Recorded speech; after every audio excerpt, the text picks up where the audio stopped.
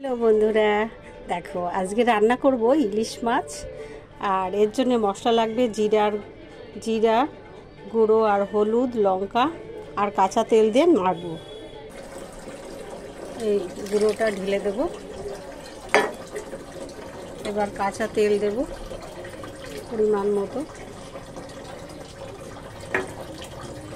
এবার হাত দিয়ে মাখবো এটা।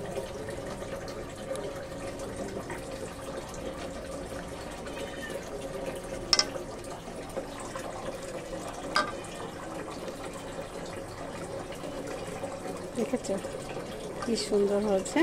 এবার কাঁচা লঙ্কা দিয়ে দেবো গোটা, একটু ঝোল ঝোল করলাম কারণ এখনো হবে স্টিমে 15 মিনিট। এবার ঢাকা দিয়ে রেখে দেবো। এই মশলা দিয়ে রান্না করলে দেখো কি গন্ধ বেরাচ্ছে, গন্ধটাও তোমাদের দেখাতে পারছি না। দেখেছো কি সুন্দর হয়েছে, সুপার সুপার দারুণ।